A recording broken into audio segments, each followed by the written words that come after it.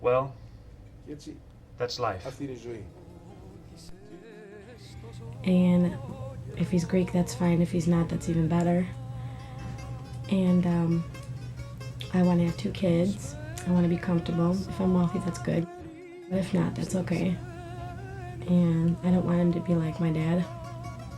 I want him to be like my dad in the sense that he's a hard worker and everything, but he's not very affectionate towards my mom, and I don't think, he's very old-fashioned and stern, and I don't want that. Nico was working with my first cousin and my younger wanted to make me with Nico, and then I went to meet him in 10 minutes. We said yes, and we married in 3 months. We got married in 3 months. I thought he was okay. We had good life. We had ups and downs, but it was okay. We had the kids, everything. Now we are okay. I've been involved in the church for 15 years. With my wife, we're working there. You have thanks, gratitude. Another sees you and appreciates you in the church. You're not selfish, putting all your money in the bank. I've never thought only about constantly putting money in the bank and constantly thinking about earning money only. It's also kind of a challenge to prove to them that they can be proud of me, considering that all my life they've never been, and being told all your life that you're not going to amount to much in an intelligent sense, like scholastically or whatever. And I think one of the goals that I have are for my parents to tell me one day that they're proud of me. I've never heard that, and that's like really important to me, because I'm sick and tired of that, having that sense of being bad by them. Oh, where are you going tonight? What are you doing tonight? Da, da, da. And they're so old-fashioned, and they came here from Greece with the beliefs that everybody had back then, and if you go back now, they've all moved forward, and the people that are still here have those beliefs because they don't know any better. And it's very difficult to be 22 and have to lie about where you're going, or to go somewhere, do something else, and they expect the person that you date to be the one you're going to marry. They don't expect this date a million guys thing, because then you're a whore. When we came here, I had to learn the language as well. It was really, really difficult growing up with my parents, because my parents were raised in Greece, and at the time that they were raised in Greece, they were raised in a very strict environment, especially when it came to women. It seemed that men could do whatever they want, but women had to be controlled and had to be docile and had to listen to whatever not only their parents, but their brothers had to say. And I don't know where Maria and I got this, but we are just not like that at all. And we're very independent, and I think we get that from my mom. I don't think my mom would ever admit it. My mom is very independent. But I think sometimes she thinks she's embarrassed, because of it. But it was difficult growing up, because I've always had people telling me what to do, and frankly, I didn't listen to a lot of what they said. But I listened to a lot as well. It wasn't just that I wasn't really a rebel, but I was in my own little way.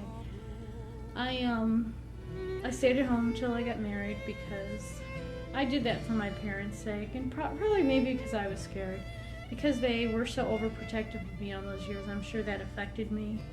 I know my parents, my mother and father, I know that they did the best they could do, and I know they did it only out of love. I know this is how they knew how to raise children, and this is what their perception was of how you raise kids. And unfortunately, it didn't really fit into this society. It fit into Greece maybe 20, 30 years ago. I think if we never came to this country and we were living in Greece, I think they would have been different. I think they would have changed, just as Greek culture changed. But I know they love us more than anything. I know that we're the focus of their life. And I sometimes wish we weren't, for their sake as well as for ours. I don't think it helps. When we came here, we moved right away.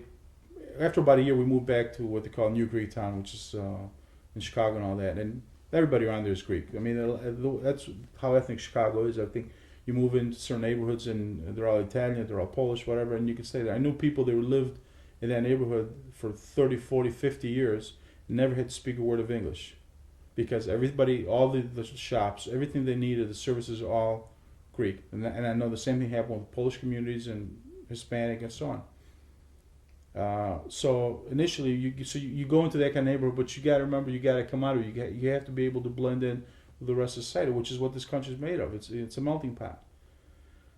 So, but initially it was hard. I mean, the weird part I remember as a kid is that I used to get chased home every day, be called a DP, displaced person, and just because we're not born here. I mean, that's one thing I've always hated is prejudice, and I still to this day it bugs me. I don't care what anybody is. If I don't like somebody, I don't like them because of the person. I don't care because of what they are. That's wrong. So we came here. I worked for 7 years. I had Maria. I was happy about Maria. I tried to learn the language very hard, which I think I did.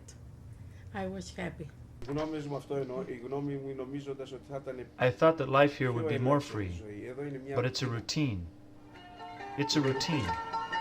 Work, work, and nothing else. There, they have a holiday, and it's a real holiday. 3 days, 4 days, you have off. You rest. Here, Christmas, Independence Day, Christmas, for 1 day, and the next day you go back to work. They don't appreciate it. You have big pressure here. When I left from Greece, my father was alive, my mother was alive, my sister-in-law was alive, my two brothers were alive, and then when I came here, you're gonna make me cry. I was a year here and my father died.